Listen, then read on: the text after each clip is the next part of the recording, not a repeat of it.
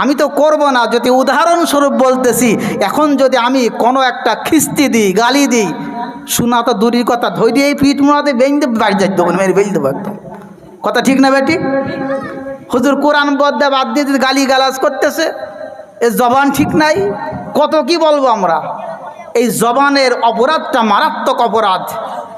এই জন্য নবীজি বলেন, দুইটা ছোট্ট জিনিস আছে, নরম জিনিস আছে, কিন্তু এর আযাবটা বড় গরম।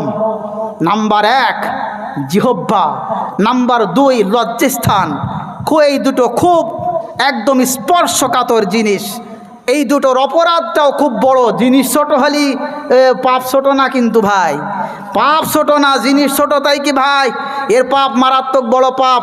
নবীজি সাল্লাল্লাহু আলাইহি ওয়াসাল্লাম একদিন যখন মেরাজে গেলেন, মেরাজে যাওয়ার পরে তিনি দেখতে পেলেন আল্লাহর নবীকে নিয়ে যাওয়া হলো জাহান্নামে দেখানোর জন্য।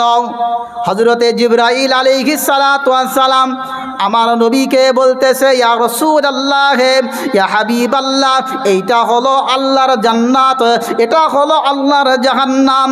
নবীজি জাহান্নামের দিকে তাকাইলেন, যখন তিনি দেখতে পেলেন যে একদল পুরুষ আর নারী উলঙ্গ অবস্থায় ওই আগুনের চুল্লির ভেতর থেকে, আগুনের আকা বা চুল্লি বলে, আগুনের চুল্লি বা ভাট্টি, আগুনের ভাট্টি থেকে দাউ দাউ করে ওপরে আলো জ্বলতেছে, আগুনের শিখা ওপরের দিকে উঠতেছে, আর এক শ্রেণীর ছেলে আর মেয়েরা উলঙ্গ অবস্থায় ওর ভেতরে চিৎকার দিতেছে।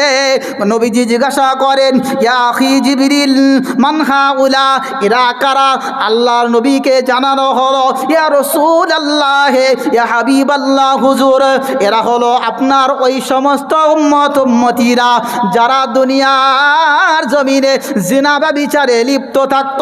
এই দুই অঙ্গকে যারা হেফাজত করতো না, তাদের আযাব দেওয়া হচ্ছে এইভাবে। জোরে বলুন না নাউজুবিল্লাহ।